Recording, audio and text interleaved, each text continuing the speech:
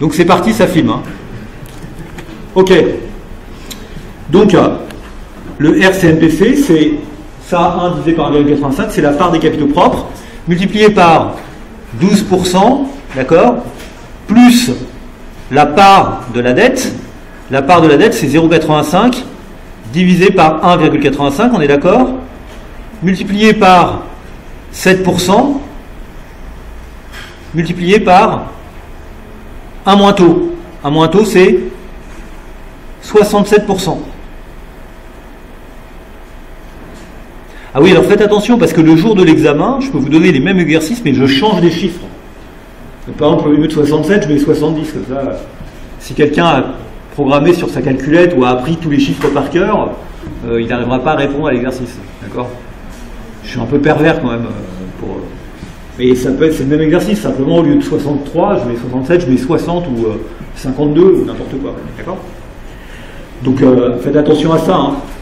Parce que je l'ai vu sur les copies, hein. Il y a des étudiants, ils répondent tout le temps la même réponse que celle qui est dans le bouquin à chaque fois. Et à chaque fois, ils ont faux parce que j'ai changé le taux d'intérêt. Donc dans ce cas-là, je me fais un plaisir de barrer et dire celui-là, il a tout appris par cœur, c'est bien fait pour lui. Celui-là ou celle-là. Hein, Donc c'est pas une bonne technique. Hein. Donc ça vous donne, si vous le calculez, d'accord, ça nous donne un WACC de 8,64%. Si je ne me suis pas trompé, hein, d'accord? Bon, c'est bon? Ok? Donc, on est d'accord que, du coup, ce que nous explique, c'est que la valeur de l'entreprise, VD, c'est la valeur de l'entreprise,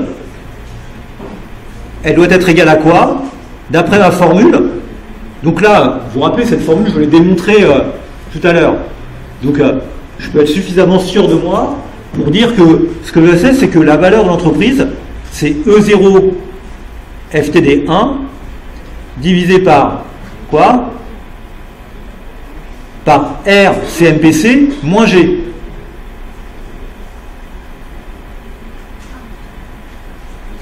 Où G, c'est le taux de croissance.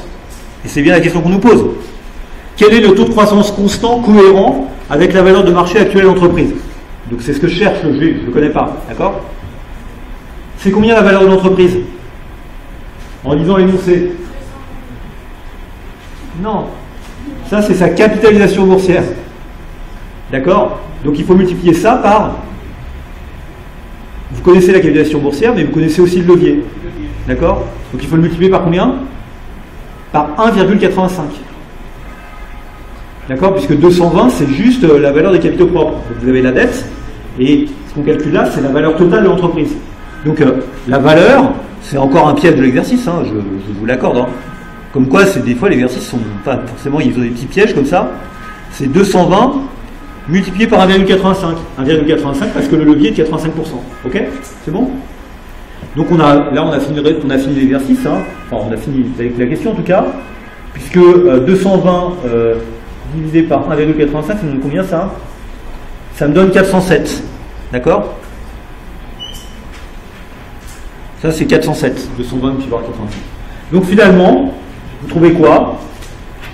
Vous trouvez que G, le G, ok, il est égal à 8,64% moins E0 FTD1 c'est 10, hein, d'accord, c'est pas remis, mais E0 FTD1 c'est 10, ici, hein, je le connais, c'est donné en énoncé, d'accord, c'est 8,64% moins 10 qui est le EFTD1, 10 divisé par 407. D'accord? C'est ça le G qu'on cherche. Et donc 10 divisé par 407, ça me fait... ouais, ça fait... Ouais, donc le résultat, ça me fait 6. Alors vous avez mis 6,18. Bon, moi j'ai mis 6,2%. Je sais pas, j'ai peut-être pas été chercher ce qu'il fallait en matière de décimales. Ça suffira. D'accord? Ça fait un taux de croissance de 6,2%. D'accord? Il est un peu plus difficile cet exercice par rapport au précédent. Un peu plus compliqué. Oui? Pourquoi je multiplie quoi? Ok. La structure du bilan d'entreprise, c'est celle-là. J'ai dit la structure, hein. La structure, parce que le bilan d'entreprise, il n'arrête pas de monter, puisque l'entreprise va croître. Ok, l'entreprise elle se présente comme ça. Elle a 0,85 de dette pour 1 de capitaux propres. Son levier est de 85%. D'accord? Donc, son actif est de 1,85. Ok? Maintenant, ce qu'on me dit, c'est que le 1, c'est pas 1, c'est 220. D'accord? Ok? Donc, la dette, c'est 220 fois 0,85. Et la valeur, c'est 220 fois 1,85. C'est-à-dire 407. C'est pour ça. Donc c'est important de bien comprendre ça, sinon on se plante à l'exercice. Si on oublie de faire ça, il faut bien. C'est bien la capitalisation boursière qu'on nous donne, c'est pas la valeur. D'accord? On pourrait se demander, mais pourquoi on nous donne la capitalisation boursière? Enfin, évidemment, ça fait partie de la difficulté de l'exercice, quoi. Un truc qui fait que vous pouvez vous tromper à l'exercice en ayant à peu près compris, mais pas totalement. Voilà. Donc, on a trouvé 6,2%. Quelle est la valeur actuelle des économies d'impôts réalisées grâce à la déductibilité fiscale d'intérêt? Donc la question là, c'est de se dire, mais dans les 407, il y a deux choses, d'accord? C'est quoi ce 407? Ce 407, c'est VU, la valeur sans levier, d'accord? S'il n'y a pas de dette, plus la valeur actualisée des économies d'impôts, d'accord? Donc, ce qu'on nous demande, c'est comment trouver la valeur actualisée des économies d'impôts. Comment on va faire? On l'a déjà fait en fait ça tout à l'heure. Il faut calculer le VU. Et pour calculer le VU, il faut calculer le RCMPC avant impôt. Et actualiser les FTD avec en tenant compte du G. Donc c'est ce que je vais faire sur une nouvelle page, parce que là c'est un petit peu juste. D'accord? Donc qu'est-ce qu'on va faire? Donc je dis la valeur des économies d'impôt en 0, c'est VD 407 moins VU. D'accord? Et VU c'est égal à quoi? VU, pour calculer VU, il faut calculer le RU, qui est aussi dans mes notations, le RCMPC avant impôt. D'accord? Donc le RCMPC avant impôt, la différence c'est que je ne vais pas tenir compte du 1 moins taux. Je ne vais pas multiplier par 0,67. Donc ça me fait quoi?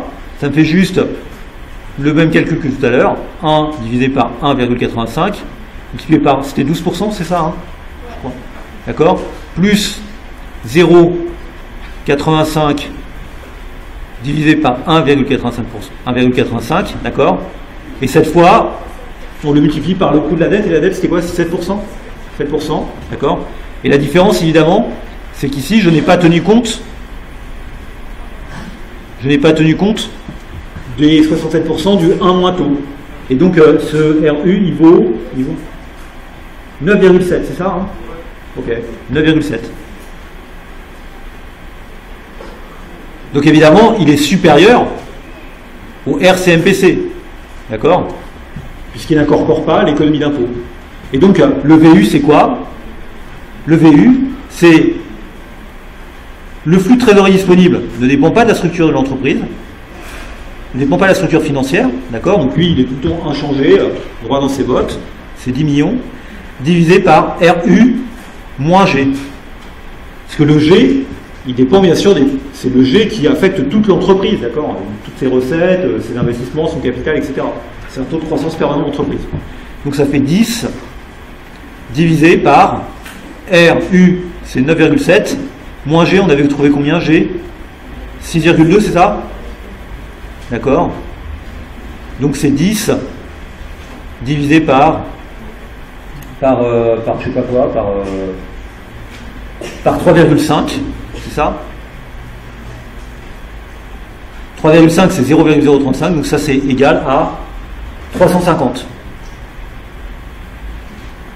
D'accord? Et rappelez-vous, le VD c'était 407. Donc la différence entre les deux, c'est la VA des éco-IS, c'est 57.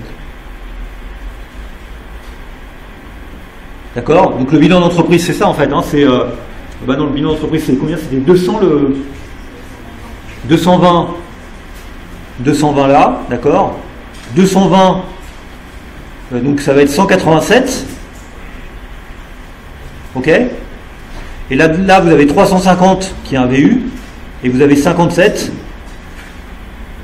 qui est un VA éco-IS. D'accord. Donc voilà le bilan d'entreprise en fait.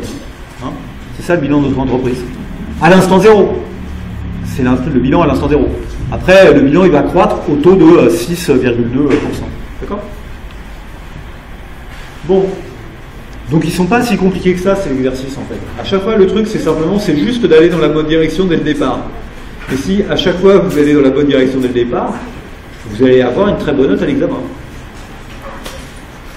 Et même, peut-être que ça vous amusera de faire tous les exercices à l'examen. C'est ça l'objectif. C'est que le jour de l'exercice, de l'examen, il faut que vous soyez vraiment en forme pour réussir justement à faire tous les exercices un par un de manière presque impeccable, à exécuter.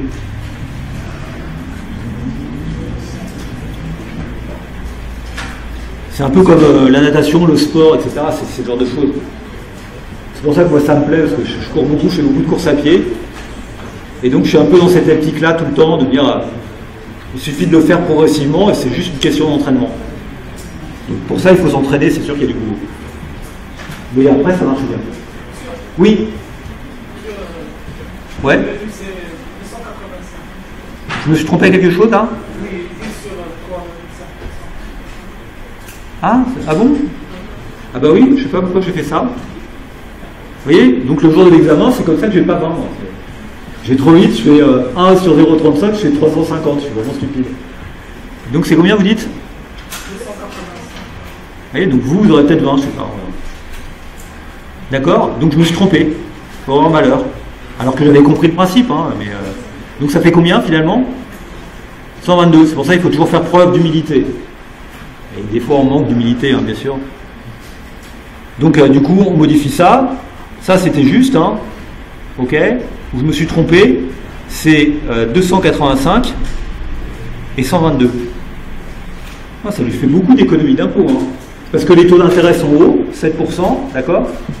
Les taux d'intérêt sont hauts, et puis l'endettement est quand même important, hein. Un levier de 85%, c'est assez important. Le 0,85, c'est assez important. D'accord. Donc j'espère que cette fois c'est juste. Un peu des fois un peu laborieux, hein. Bon, on n'atteint pas toujours ses objectifs en sport non plus, hein. Pas faire du dur, hein. Bon allez. Modification de la structure financière et économie d'impôt. Donc on avait vu que quand on modifie la structure financière précédemment, ça ne changeait pas la valeur des actions. Vous vous rappelez, c'était le type qui se tapait la tête là. Donc c'est ce qu'on va revoir ici. Ok. Donc la question c'est, on va restructurer le passif. Donc vous avez VCP, vous avez VD, vous avez VU, et vous avez VA éco-IS. C'est comme ça que se présente le bilan. Donc c'est clair que, ok, c'est clair que le VU il ne change jamais. Le VU il ne change jamais. Mais si vous faites une modification entre le VCP et le VD, vous changez la structure financière de l'entreprise, évidemment ça va avoir des conséquences sur le VA éco-IS et donc sur la valeur de l'entreprise. D'accord? Et le VU, lui, reste tout le temps à changer. Donc la question c'est quelles conséquences ça peut avoir sur la valeur des actions, sur le nombre d'actions, etc. selon le type d'opération que vous allez faire.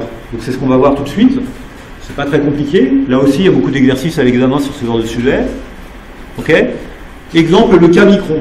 Pas de dette, 20 millions d'actions au prix de 15 €. Résultat net constant imposé au taux de 33%. Le PDG envisage d'emprunter 100 millions d'euros d'impôts de manière permanente pour acheter des actions. La dette est sans risque. Cette décision va-t-elle faire augmenter le prix des actions et donc bénéficier aux actionnaires actuels de l'entreprise? Certainement. Pourquoi? Parce qu'il va y avoir une valeur qui va être créée. Il va y avoir une valeur qui va être créée en économie d'impôt. Par qui va être appropriée cette valeur? Certainement pas par les créanciers obligataires, on en a déjà parlé la semaine dernière, parce que les créanciers obligataires, eux, ils touchent le taux d'intérêt de marché, point barre. D'accord? Donc c'est les actionnaires qui vont toucher. Donc comment ça va se passer? On peut le faire sur cette page-là, d'accord? Donc situation initiale, le bilan initial, en noir. D'accord? Donc de, comment elle s'appelle cette société? Micron. Ok, elle a combien je le fais là, mais je regarde, je l'ai dans les yeux en fait. Sa situation initiale, c'est 300, d'accord? Et 300, c'est bien 300, ouais. C'est 20 millions d'actions à 15 euros, c'est ça? Ouais. C'est 20 fois 15 euros. Je mets euros comme ça, donc ça me permet de me rappeler que le prix d'action est de 15 euros. D'accord? Et donc son bilan initial, c'est celui-là. Et puis, on nous dit la chose suivante. On nous dit, en rouge, on va faire une modification. Donc la modification qu'on va faire, c'est, on va mettre combien 100 millions d'endettement. Bon, évidemment, je ne vais pas insister là-dessus. On est d'accord que le 300 qui est à côté, là, c'est ce que j'ai appelé le VU. D'accord? Et dans la situation initiale, il n'y a pas de valeur actualisée d'économie d'impôt parce qu'il n'y a pas de dette. D'accord?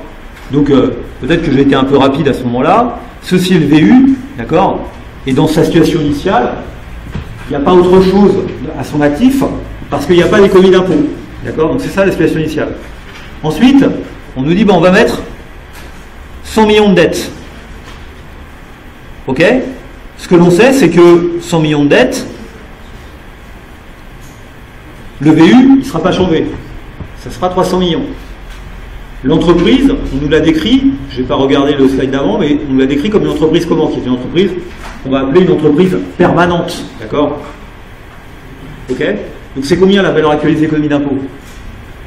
On l'a calculé ça, on l'a déjà fait plein de fois, somme de I égale 1 à l'infini des, etc. Oui, exactement. Donc ici, le taux d'imposition est de 33%, donc la valeur de l'économie d'impôt est de 33. D'accord? Donc ça fait 33. D'accord? Et donc, on connaît Modigliani-Miller, on sait que du coup la valeur des capitaux propres c'est 233.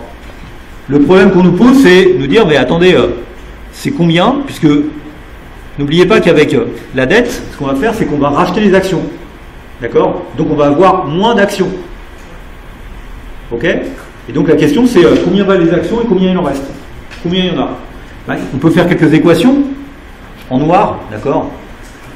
Dans la situation initiale, qui est la situation 0, on sait que N0P0 vaut 300, 20 fois 15, d'accord? Dans la situation terminale, on sait que, je le mets en rouge, on va faire un peu que N1P1, c'est égal à combien? 233. Et puis, ce que l'on sait aussi, c'est qu'on va utiliser 100 millions à racheter les actions. Donc combien va-t-on en racheter? On va en racheter N0 moins N1, puisqu'on les rachète, hein, d'accord? Donc c'est N0 moins N1. N1 va être inférieur à N0. Et on les rachète à quel prix? Au prix P1, puisque c'est ça le résultat important. C'est que à quel prix les gens vont-ils accepter de céder leurs actions? Il faut qu'ils soient indifférents entre le fait de les revendre ou le fait de les garder. D'accord? Donc le prix que vous devez leur proposer, c'est le nouveau prix. Sinon, soit ils voudront tous les vendre, soit aucun ne voudra vendre. Donc c'est P1. D'accord? Donc vous voyez bien que ce que vous dit cette équation-là, c'est que P1 N1 moins N0 P1, c'est égal à 100. D'accord? Et ce que vous savez aussi, c'est que P1 N1, c'est égal à 233. D'accord? Donc, comment? Oh là là, j'ai mal au dos. Ça doit être lié à ça, à mon mal de dos. Donc c'est quoi? C'est P1 N0 moins N1 P1, bien sûr. Donc ça, c'est égal à 100. Donc on est d'accord que P1 N0, c'est égal à combien? P1 N1, c'est 233, d'accord? Donc P1 N0, c'est égal à 333, d'accord? Donc P1, c'est égal à 333 divisé par 20, ce qui fait 16,65.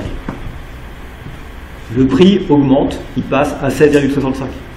Combien vaut N1? Eh ben, N1, il vaut simplement, je sais pas, 233 divisé par 16. Parce que la valeur des actions, rappelez-vous, donc là on a trouvé le premier point d'interrogation, 16,65. Et le nombre, c'est 233 divisé par 16,65. Donc ça fait 14. 14 14, d'accord? Donc j'ai réussi. Là je peux gommer, j'ai la réponse à ma question. D'accord? 233, c'est combien? C'est 16,65 euros multiplié par 14 millions d'actions. D'accord? Bon, en fait c'est très facile à comprendre. P1 N0 c'est égal à 333. Bah, vous voyez, c'était joué dès le départ. D'accord? Avant même qu'on fasse l'opération, d'accord, ce qui se passe, c'est que l'opération elle rapporte 33 de plus. Donc, ces 33 de plus, c'est de la création de valeur qui est liée à l'opération financière. Donc, ces 33 millions de plus, qu'est-ce que vous allez en faire? Vous allez les rendre aux actionnaires, à tous les actionnaires. Au départ, il y a combien? Il y a 20 millions d'actionnaires. Donc ça veut dire que ce que vous allez donner en plus, vous avez 33 millions de création de valeur, vous avez 20 millions d'actionnaires. Donc vous allez donner à chacun de ces actionnaires 33 vingtièmes. Donc 1,665 en plus. D'accord? Parce que vous avez une création de valeur supplémentaire. Et ça, vous le donnez à la fois à ceux qui gardent l'action et à ceux qui la vendent. D'accord? Donc tout le monde profite de l'opération, même ceux qui vendent leur action, d'accord, parce qu'ils la vendent plus cher, ils la vendent à 16,65. Tout le monde en profite. Donc c'est une équation de création de valeur. On crée de la valeur en plus liée à la valeur actualisée de l'économie d'impôt. On crée 33 de valeur en plus. Ces 33 de valeur en plus, on va les partager. On va rien donner aux créanciers obligataires, puisque ceux-là, on leur donne le taux d'intérêt point barre, on n'a rien à leur donner de plus. Les 33, on va les donner aux actionnaires d'aujourd'hui. Les actionnaires d'aujourd'hui sont 20 millions. Donc 33 millions divisé par 20 millions, ça fait 1,665 en plus à chaque actionnaire. L'action valait 15 euros, elle passe à 7,665. Vous voyez bien que tout le monde en profite. Ceux qui vendent et ceux qui gardent, bien sûr. S'ils ne le faisaient pas, ça ne marcherait pas. Donc, on a quelque chose de nouveau. Précédemment, quand on faisait une opération financière, d'accord, quand on changeait le bilan, on n'avait pas de création de valeur, parce qu'il n'y avait pas d'économie d'impôt. C'est pour ça que le prix de l'action n'augmentait pas, d'une certaine manière. On verra après comment il peut quand même augmenter ou diminuer, etc. C'est à vérifier. Ici, on a quelque chose de nouveau, c'est que la structure financière implique une création de valeur au détriment de l'État. D'accord? C'est l'État qui encaisse moins. Et donc, comme l'État encaisse moins, bah, les actionnaires encaissent plus. Et donc, ils encaissent plus. Donc, ils se le partagent. Ils se partagent 1,165. Donc, le prix de l'action est de 7,65. D'accord? Donc, évidemment, là, c'est pas neutre. Ça fait monter le prix de l'action parce qu'il y a la création de valeur. Donc, une fois que vous avez compris ça, bah, donc j'ai fait la démonstration. Vous voyez, j'ai fait un truc démo. C'était pas mal. Pourtant, il y avait un peu d'animation et tout. Et après, je fais blabla parce que après, je lis ce qui est marqué dans le livre. Et là, je mets blabla parce que le livre nous met une page, 2 pages, 3 pages, 4 pages, 5 pages pour vous montrer le résultat qu'il vient de vous montrer en une demi-page. C'est pas inutile de regarder comment le livre décrit la situation, parce que le livre, ce qu'il dit est juste, mais c'est juste un peu blabla. Oh là, déjà en le lisant, ça me fait déjà mal à la tête, je suis pas sûr que je vais tout lire, d'accord? Ok. D'abord, vous augmentez l'endettement.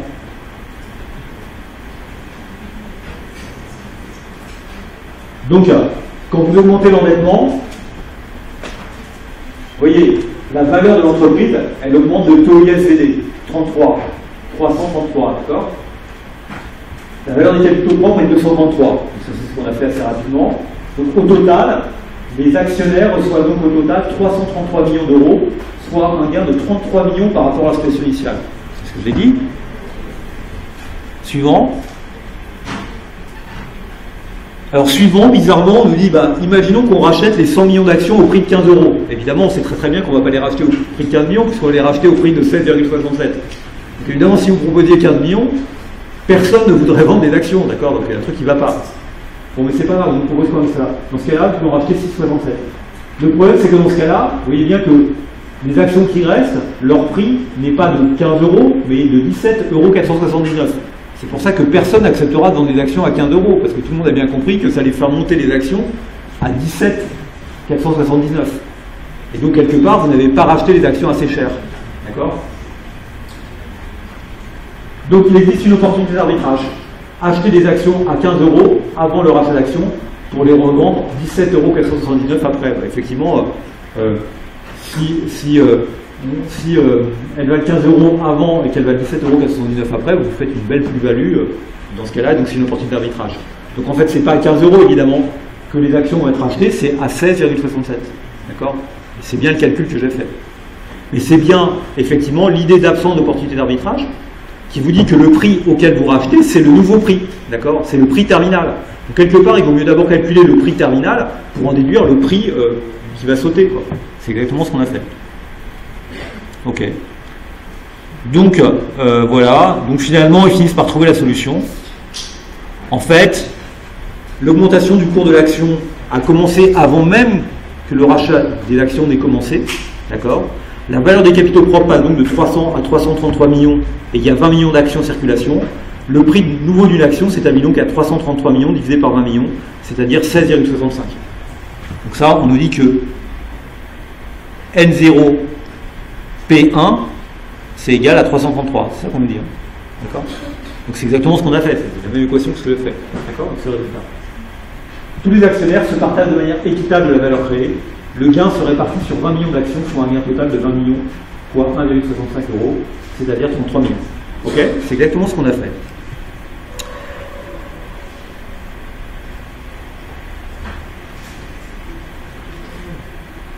L'économie d'impôt permise par la déductibilité fiscale est un actif, c'est aussi ce qu'on a fait.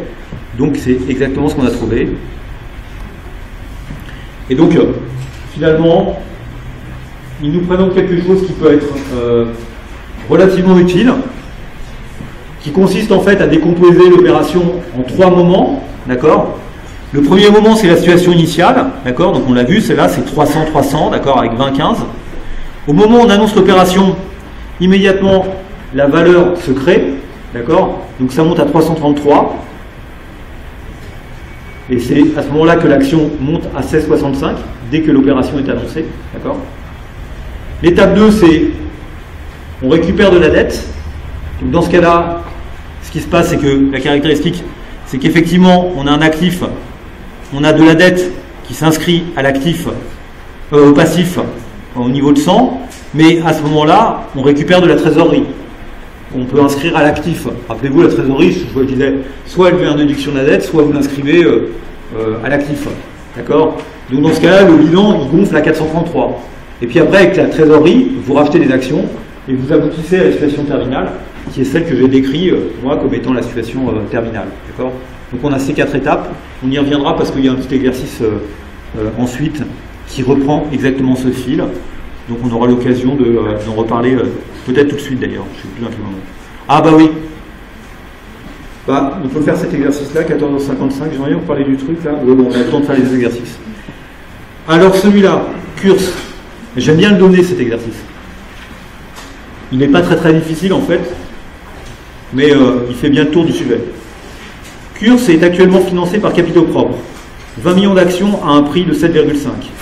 CURS envisage d'emprunter de manière permanente 50 millions d'euros pour acheter une partie de ses actions. Le taux marginal de l'impôt est de 33%. Quelle est la valeur de l'entreprise avant annonce de l'opération? Bon, je pense qu'il faut qu'on ouvre une nouvelle page pour traiter le cas de course. D'accord? Donc, gardez l'énoncé dans votre tête, ou voilà, on y reviendra peut-être. Donc, on y va, on nous dit quoi? On nous dit la situation initiale, en noir, c'est la situation de course qui n'a pas de dette. Donc, quelle est la situation initiale de course? La situation initiale de course, c'est combien? C'est 150? Ah oui, c'est 20 millions d'actions fois 7,5 euros. D'accord? Pas de dette. Donc, sa valeur initiale, c'est 150. C'est déjà un point puisque c'était la première question. Première question, ouais, assez facile. Deuxième question, on nous dit on va ajouter de la dette. En rouge. Nouveau bilan de course. Ah, c'est en rouge.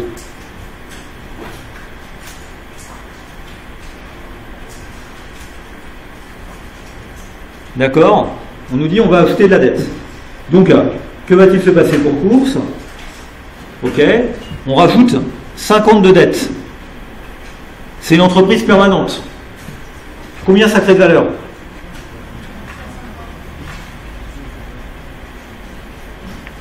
On met de la dette. Ça fait des valeurs d'économie d'impôt. Combien?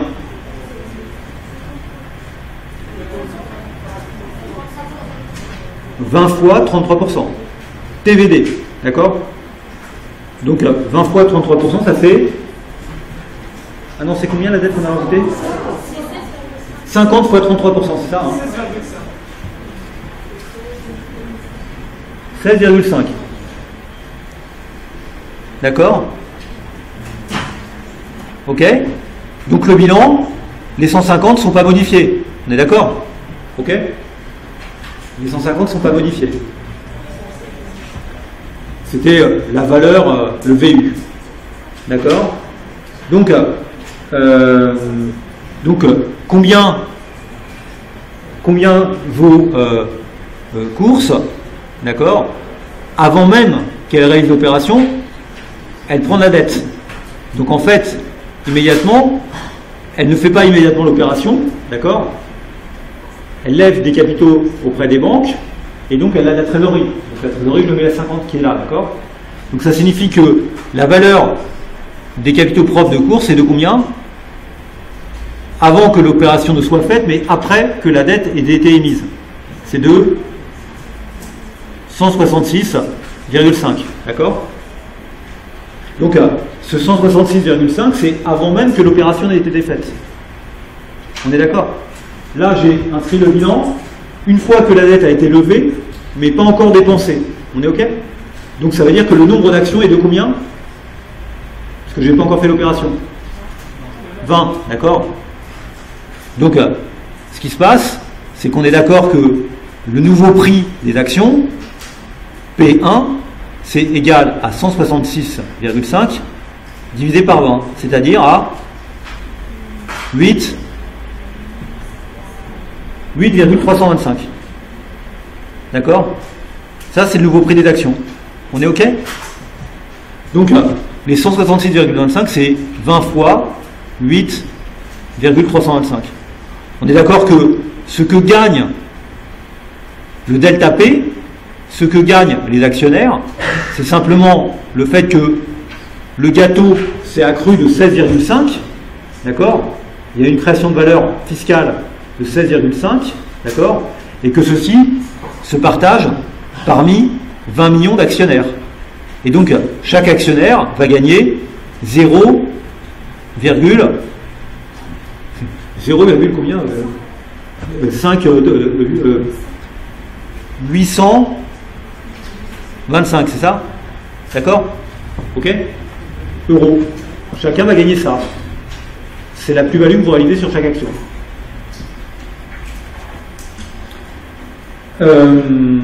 Combien y a-t-il d'actions qui sont rachetées? Les actions, elles sont rachetées à quel prix? Elles sont rachetées à ce prix P1, puisqu'il faut que les gens soient indifférents entre vendre et acheter l'action. Donc combien d'actions sont rachetées? Ce qu'on sait, c'est qu'on va mobiliser 50 millions de dettes, d'accord, pour acheter des actions à un prix qui est de 8,325. Donc combien d'actions sont rachetées? 50 divisé par 8,325, c'est-à-dire 6. D'accord? Donc ceci, c'est égal à N0 moins N1. C'est le nombre d'actions qui sont rachetées. Ok? Vous avez racheté au prix de 8,325 parce que c'est bien 8,325 le nouveau prix d'action, donc les gens sont indifférents entre acheter ou garder l'action. D'accord? Donc le nombre d'actions que vous pouvez racheter, c'est 6 millions. Donc finalement, le bilan terminal de course, je pense qu'on a dû répondre à toutes les questions, on vérifiera après. D'accord? C'est quoi? C'est, ok, 150 et 16,5. La trésorerie, vous l'avez perdue puisque vous l'avez précisément utilisée pour acheter les actions. D'accord? Elle a bien disparu. La dette, elle est de 50. La valeur des actions, elle est de combien? 116,5, quoi. Vous avez racheté 50 millions, donc il reste que ça. Et 116,5, c'est exactement égal à 14 fois 8,325 euros. D'accord?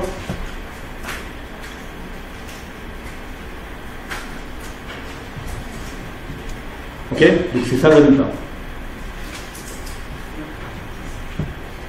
Bon. Alors j'ai dû le poser, je ne sais pas combien de fois je peux dire.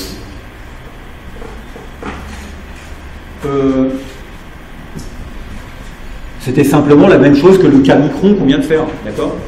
Donc n'oubliez pas, en noir le bilan initial, en rouge le bilan après la levée de la dette, d'accord? Et en vert le bilan terminal. D'accord? Et donc vous voyez que le prix d'action a augmenté parce que les gens se sont partagés la valeur créée par le levier fiscal. Ça, on appelle ça le levier fiscal. D'accord? Ok.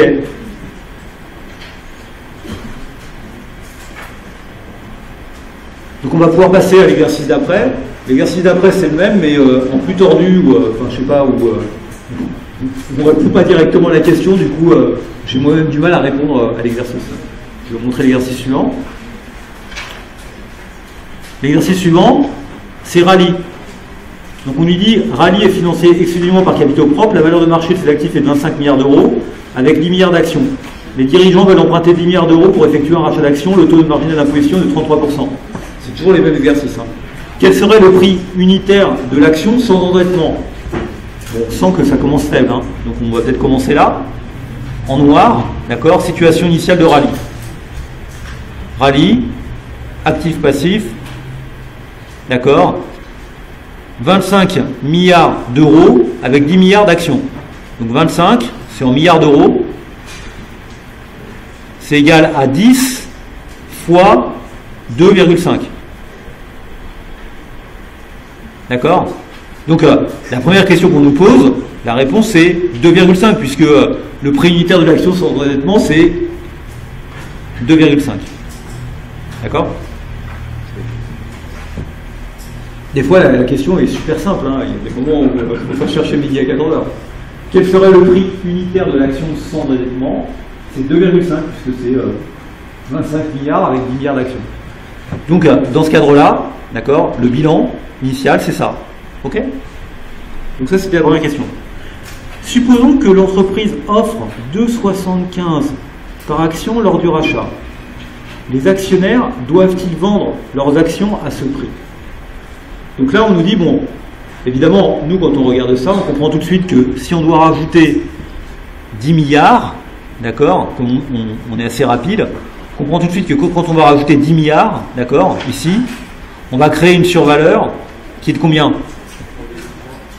De 3,3, d'accord? Et donc, le fameux bilan, d'accord, il va se présenter comme ça, vous récupérez 10 milliards de dettes, vous les mettez dans vos caisses, donc au passif, vous ajoutez 10 milliards de trésorerie, et vous avez une VA d'économie d'impôt qui apparaît, d'accord? Du coup, bien sûr, miracle, ok? Les capitaux propres passent à combien? À 28,3, d'accord? Donc évidemment, comme vous êtes des gens qui avaient déjà vu 3 fois la même chose, enfin, après, c'est un peu... Vous avez tout de suite compris que l'action, elle va passer à combien normalement? À 2,83, voilà. 28 milliards pour 10 millions d'actions, donc 2,83, d'accord? Non mais, ouais, parce que vous répondez à la question. Mais moi, ce que je dis, c'est que la question, elle est c'est un peu bizarre de nous donner une mauvaise réponse et de vérifier que la mauvaise réponse est mauvaise, quoi. Alors que Nous, on sait tout de suite que la bonne réponse, c'est 2,83 et pas autre chose. Alors, comme on doit répondre quand même bêtement à l'exercice, quoi, pas bêtement, on doit répondre à l'exercice, ce que vous faites, on va quand même répondre à la question posée. Supposons que l'entreprise offre 2,75 par action, d'accord? Donc ça veut dire quoi? Si on offre 2,75 par action, ça veut dire que on offre 2,75 par action. Donc on a 10 milliards d'impôts, 10 milliards de trucs, et on va racheter, dans ce cas-là, si on fait ça, vous êtes d'accord qu'on va pouvoir racheter combien d'actions? On va pouvoir racheter 10 divisé par 2,75. Ça fait combien 10 divisé par 2,75? Ça fait 3,63. D'accord? Donc, à la question B, si on offre 2,75, on est en capacité de racheter 3,63. D'accord? Et donc, ça veut dire qu'il restera combien d'actions? Le N1, il sera de 8, il sera de 6,37. D'accord? Il restera 6,37 milliards d'actions, puisqu'on en a racheté 3,63 milliards. Et ces 6,37 milliards d'actions doivent se partager combien?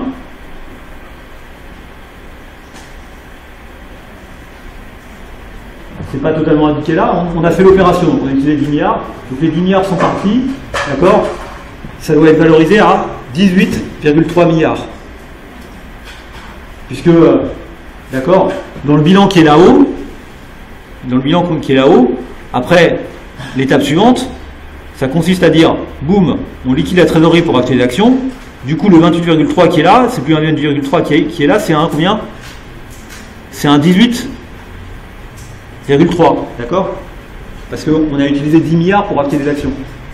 Donc du coup, les 10 milliards qu'on avait en bilan à l'actif en trésorerie, d'accord, on l'a défalqué du passif parce qu'on a racheté des actions et donc il ne reste plus que 18,3 milliards de valorisation boursière. Et ces 18,3 milliards correspondent à 6,37 milliards d'actions. Donc quel est le prix de l'action? Le P1, il est de combien? Le P1, il devrait être de 18,3 divisé par 6,37. Ce qui donne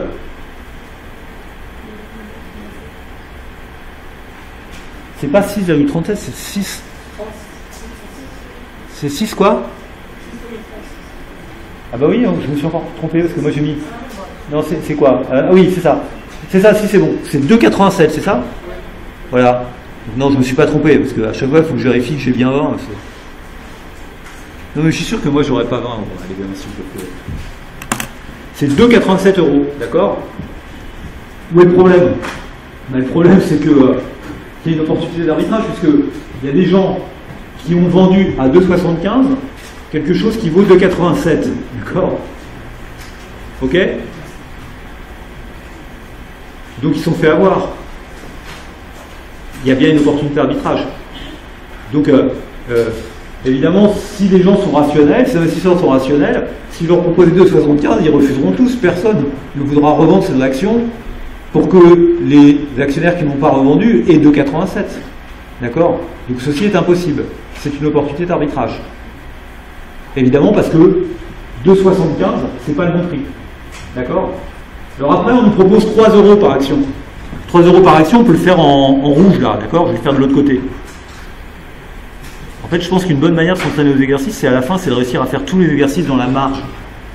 Quand vous arrivez à faire tous les exercices dans la marge du livre, c'est que vous êtes capable de les faire facilement. Vous n'avez pas besoin de tout écrire. Vous l'écrivez en petit. Maintenant, on dit 3 €, d'accord? Donc c'est 3 €. 3 € par action, ça veut dire qu'on peut en racheter combien? Ça veut dire qu'on peut en racheter 3,33. D'accord? Ok? Donc, dans ce cas-là, il reste combien d'actions? 6,67. N1 serait égal à 6,67. Et donc P1 serait égal à combien?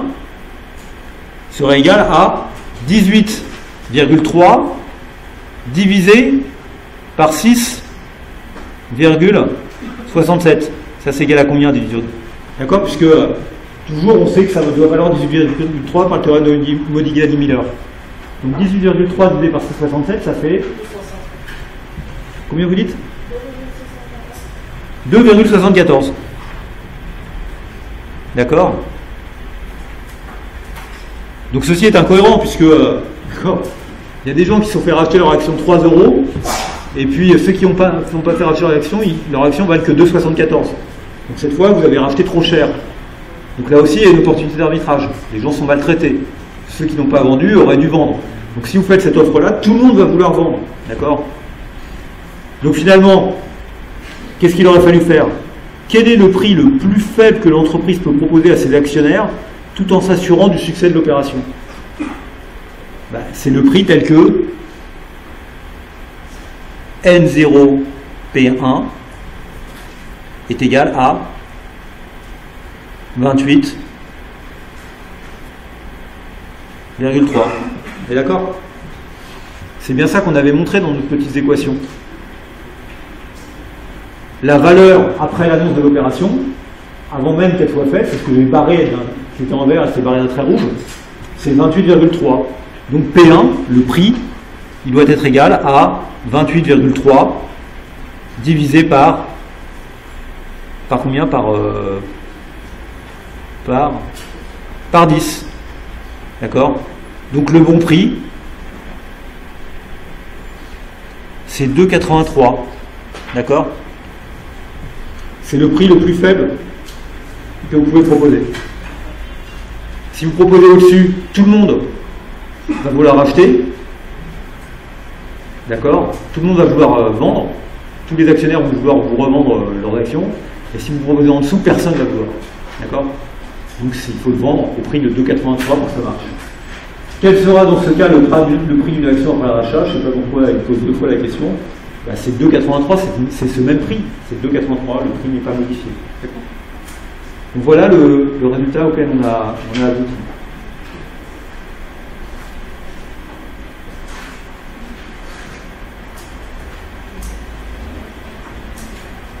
C'est bon? Donc, oui?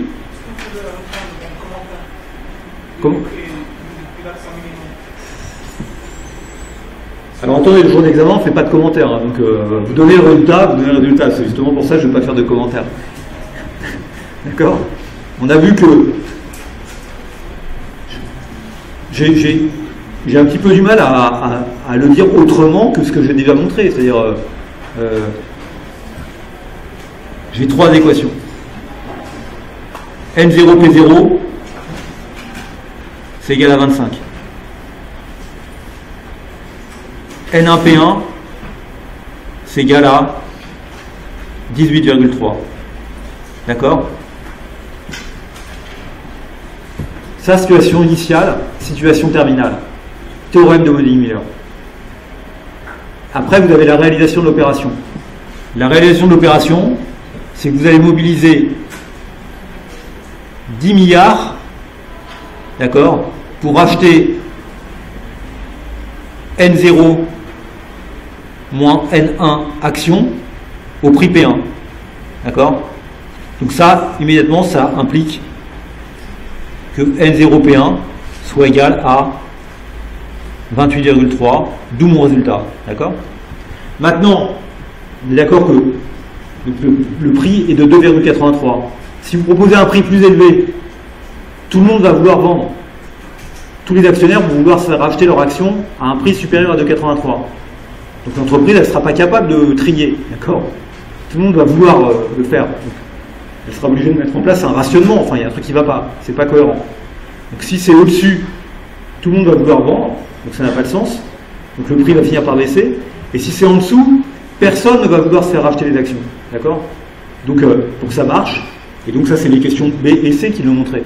Pour que ça marche, il faut que ce soit exactement égal à 2,83. D'accord? 2,83 euros. J'ai du mal à dire autre chose que ça. Et c'est bien parce que il faut que les marchés soient tout le temps en équilibre, qu'il n'y ait pas d'opportunité d'arbitrage. On est ce résultat-là. Ok. Bon, il nous reste un petit quart d'heure. Alors pendant un petit quart d'heure, bon. En fait, maintenant, je dois entamer quelque chose qui est franchement qui est pas très facile, qui est la fiscalité des investisseurs. En fait, bien sûr, quand vous regardez la fiscalité du capital, on a vu ce qui se passait du côté de l'entreprise, d'accord? C'est le taux d'imposition sur les sociétés. Mais maintenant, évidemment, les revenus qui sont distribués aux investisseurs sont eux-mêmes taxés, d'accord? Et donc, la question de la taxation du capital, c'est la question de la globalité de ces impôts, des deux côtés du marché, du côté de la demande de capital des entreprises et du côté de l'offre de capital des investisseurs qui offrent le capital en question. Donc on est obligé de tenir compte des deux, d'accord? Donc c'est ce qu'on va faire, et il me semble que c'est des questions qui ne sont pas très faciles. Donc la taxation du capital, c'est ça, c'est au niveau des sociétés, vous avez l'IS, et au niveau des investisseurs, vous avez la taxation des revenus du capital. Là où on veut mettre la flat tax de 30%. On taxe les dividendes, on taxe les intérêts, et on taxe les plus-values. Vous remarquerez que les plus-values, on les taxe en général lorsqu'elles sont réalisées, donc lorsque vous revendez les actions. D'accord? On ne taxe pas les plus-values qu'on appelle les plus-values latentes, qui sont dans le portefeuille mais pas encore réalisées. Donc la somme de tout ça, c'est la taxation du capital. Et dès qu'on s'intéresse à des questions de taxation en économie, c'est aussi quelque chose qui est en général pas très bien compris par les non-économistes, il faut simultanément regarder les deux à la fois. D'accord? Donc question de savoir si les cotisations à la charge du salarié ou à la charge de l'employeur, ça change quelque chose. C'est pas une grande question d'économie au départ, sauf que vous avez un salaire minimal qui joue finalement. Donc quand vous regardez une taxation, il faut regarder les deux côtés, d'accord? Celui qui paye la taxe n'est pas forcément celui qui la supporte. Ok? Donc c'est ce qu'on va faire maintenant. Enfin, maintenant.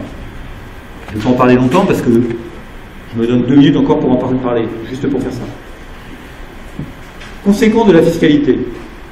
Le principe fondamental que vous devez toujours avoir en tête, un principe fondamental, donc sans eux, c'est que la valeur de marché d'une entreprise, d'accord, la valeur de marché d'une entreprise est ce que les investisseurs sont prêts à payer pour obtenir le flux de paiement net d'impôts, d'accord, net d'impôts pour eux, d'accord, généré par son actif. Donc, ce que les gens sont prêts à payer, la valeur de l'entreprise, c'est ce que les gens sont prêts à payer pour obtenir le flux de trésorerie disponible de l'entreprise, d'accord, net d'impôts pour eux, d'accord. Ce qui les intéresse, eux, c'est le revenu après impôt, d'accord. Donc, le revenu après impôt, c'est le revenu qui tient compte également de la fiscalité des investisseurs, de leur propre fiscalité. Donc, la manière dont les impôts des investisseurs, la manière dont les investisseurs sont taxés, évidemment, a un impact sur la valeur de l'entreprise, sur ce qu'ils sont prêts à payer. Vous n'achetez pas une entreprise pour avoir des revenus bruts d'impôts. La seule chose qui vous intéresse, c'est les revenus nets d'impôts. D'accord? Donc vous devez tenir compte, évidemment, de votre propre taxation dans la manière dont vous valorisez l'entreprise, et donc dans la manière dont le marché valorise l'entreprise de manière générale. Donc ça a évidemment des conséquences sur la valeur de l'entreprise, sa valeur boursière, mais sa valeur globale. D'accord? Il faut tenir compte de ça. Donc la fiscalité n'est pas neutre. Peut-être qu'il faut raffiner ce que je viens de dire en disant, attention, la valeur d'une entreprise, et c'est bien une question de finance importante, c'est pas ce que l'investisseur comme ça est prêt à payer, c'est ce que l'investisseur marginal, celui qui est prêt à acheter une part de plus dans l'entreprise, est prêt à payer. D'accord?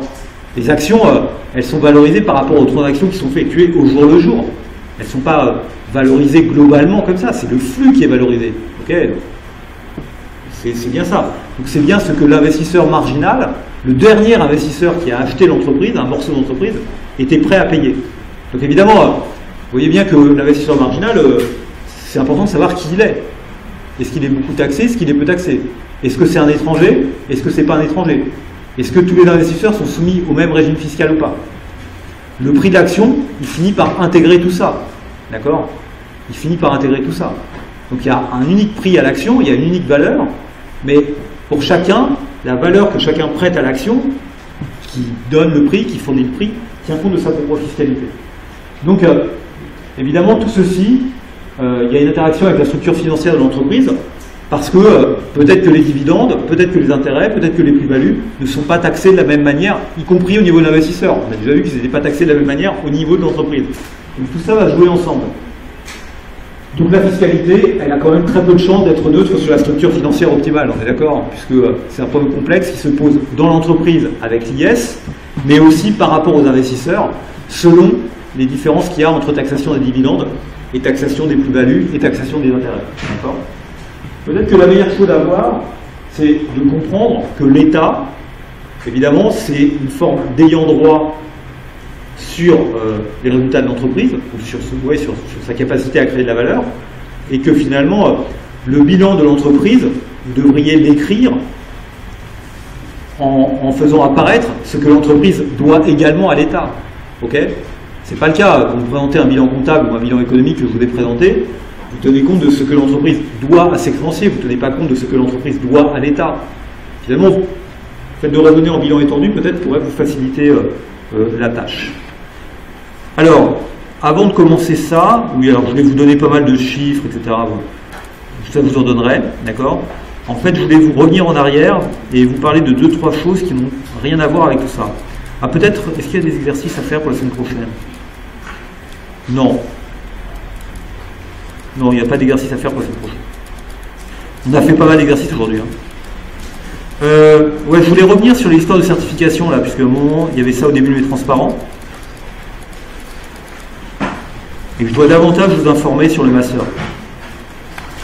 Bon, d'abord, je vous remercie d'être venu à la séance inaugurale, même si je vais trouver que l'amphi n'était pas plein. J'étais un peu déçu que l'amphi soit pas plein. Mais bon, c'est pas grave, l'amphi était presque plein. Ça vous a intéressé? Pour ceux qui sont venus? Vous l'avez trouvé... Est-ce que vous avez trouvé qu'il aurait été mieux de lui donner un thème précis plutôt que de le laisser parler sur un peu tout et n'importe quoi? Comment? Un thème précis, ça serait mieux? Parce que, bon, moi c'est une question que je me suis posée. Parce que d'un côté, il vous a parlé du Brexit, il a parlé de pas mal de choses. Bon, sur le Brexit, à un moment, j'ai senti qu'il allait un peu diverger, là, quand il est parti sur Dunkerque et compagnie. Bon, on a chacun nos défauts. Hein. Il est un peu bavard, mais c'est un défaut qu'on peut partager. Mais il vous a aussi donné quelques ficelles sur le métier, etc. Et je pense qu'il ne l'aurait pas fait si on avait été dans un thème précis du genre la consolidation des places boursières. D'accord ? Donc finalement, moi je suis un peu hésitant là-dessus. Mais bon, donc voilà. Alors je voudrais vous parler de 2 choses. En fait, je pense que c'est important que vous vous mettiez dans la meilleure position pour intégrer le marché du travail. Et moi j'ai bien aimé ce qu'il a dit à un moment. Il a dit ouais, la finance finalement c'est des petits métiers, c'est pas très compliqué. Alors les gens qui font du M&A, ils font des fichiers Excel et après ils font des PowerPoint. Les gens qui font trading, ils n'arrêtent pas d'envoyer des messages à tout le monde. Les gens qui font la gestion des risques, ils recueillent un peu, ils font une petite procédure VBA, etc. Finalement, ce que chacun fait, il faut être minutieux en le faisant, mais c'est pas très très compliqué. Et donc c'est des boulots qui sont assez simples, mais qui demandent quand même de l'attention et du travail. Il a beaucoup insisté là-dessus. Mais après, il a ajouté un autre truc, il a dit c'est quand même important, c'est que les gens pensent un peu large et qu'ils comprennent leur environnement. Et précisément, moi ce que je trouve, moi je suis totalement d'accord avec ça.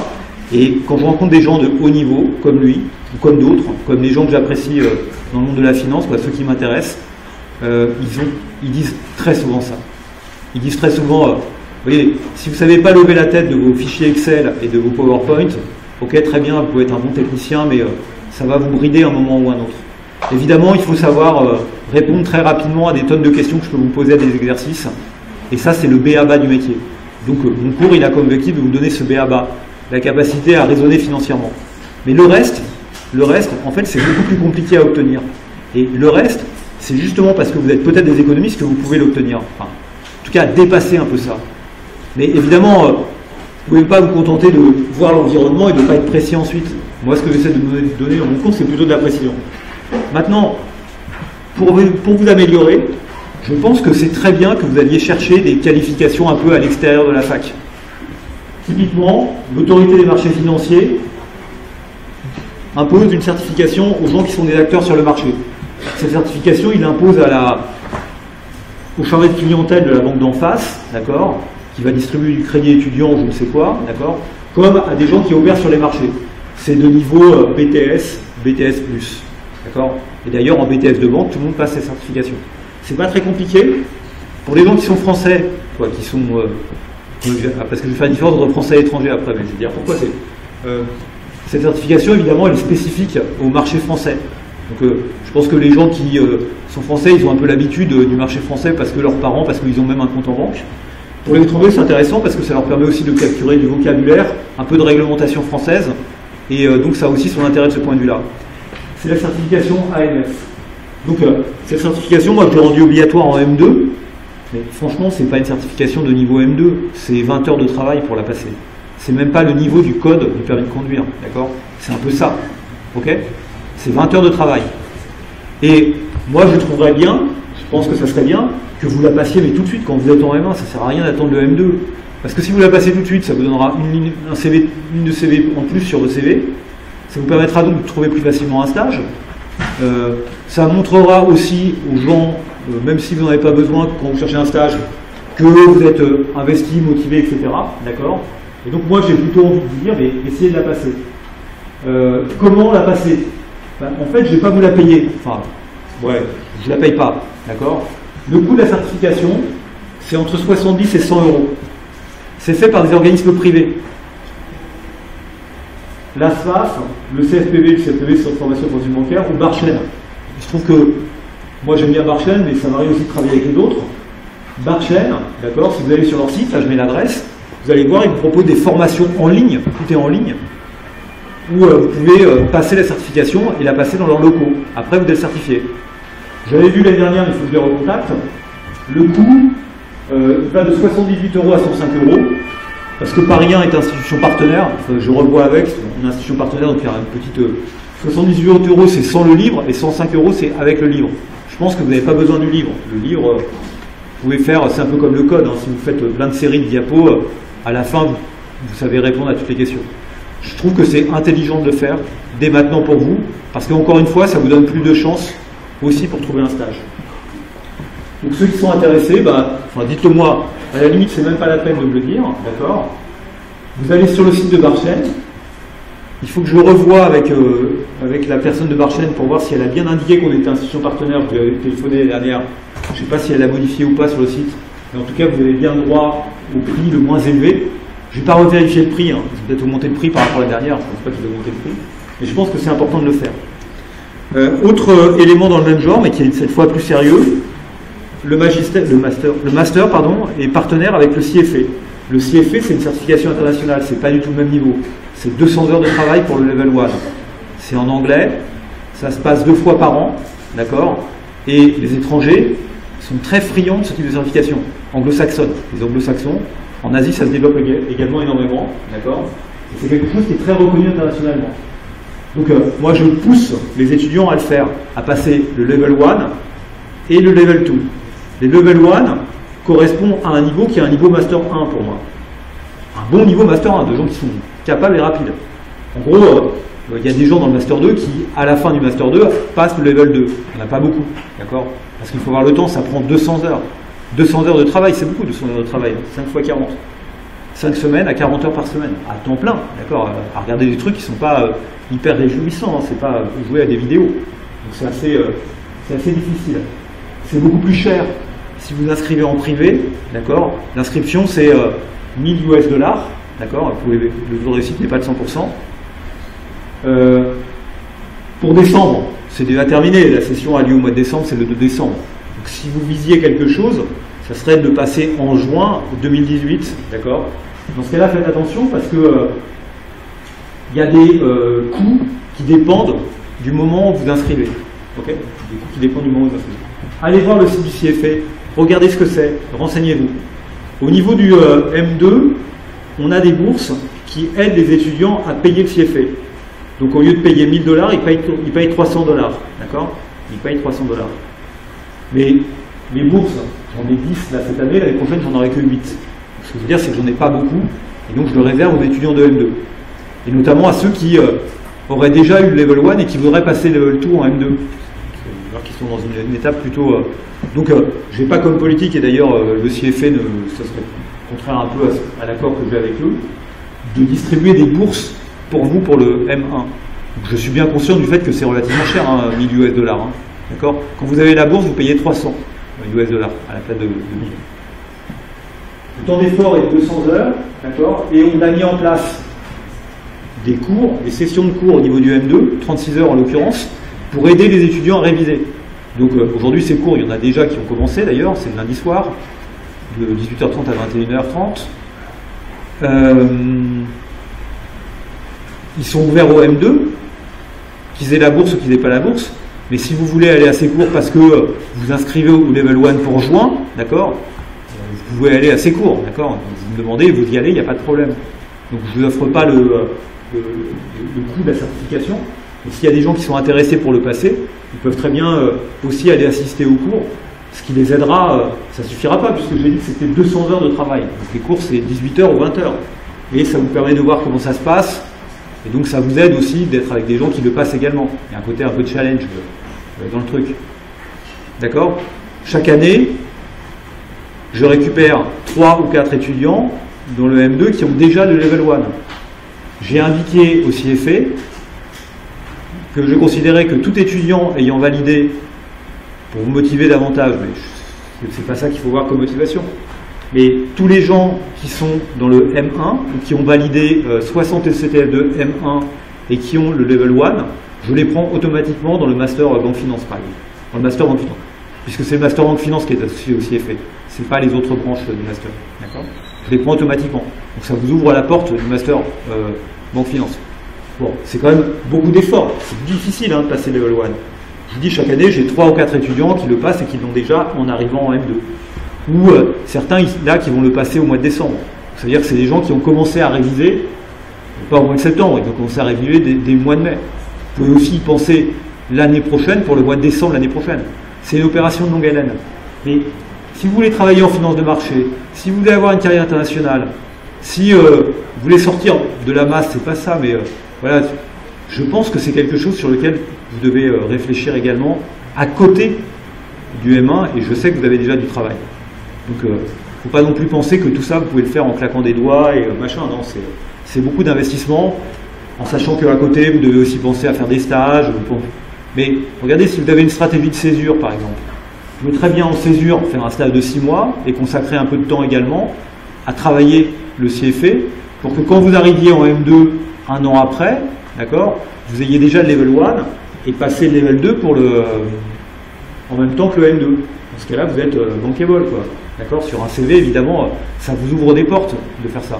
Et pourquoi ça vous ouvre des portes ? Parce que ça atteste votre compétence. Et votre compétence rapide. Parce que comme je vous disais tout à l'heure, vous pouvez penser maîtriser des choses, mais la question c'est, est-ce que vous êtes opérationnel pour les maîtriser rapidement ? Et le CFA, ça vous invite aussi à avoir des réflexes. Évidemment, c'est une manière de penser anglo-saxonne, mais ça vous incite aussi à ça. Et c'est un objectif que je partage un peu dans le cours, quand vous faites faire plein d'exercices comme ça un peu rapidement. Les questions en elles-mêmes, elles ne sont pas très très dures prises individuellement. Ce qui est difficile, c'est de les faire toutes rapidement, de renvoyer la balle à chaque fois. Ce genre de certification, c'est un peu la même chose. Il y a un côté exercice, un peu... ça ne vous rend pas roi du pétrole ou très intelligent, d'accord ? Mais ça vous rend rapide. Donc finalement, bien exercé, quoi. C'est comme la natation, ça se répète. Si vous voulez être bon en natation, il faut nager. Pareil, vous voulez être bon en finance, il faut faire plein d'exercices. Et il faut les faire le plus tôt possible, comme en natation. Donc mettez-vous à ça aussi, réfléchissez-y, venez me voir, discutez-en entre vous, éventuellement allez au cours. Donc on se retrouve la semaine prochaine à la même heure. Voilà. Et j'espère sur la chaîne YouTube que je vais bientôt créer.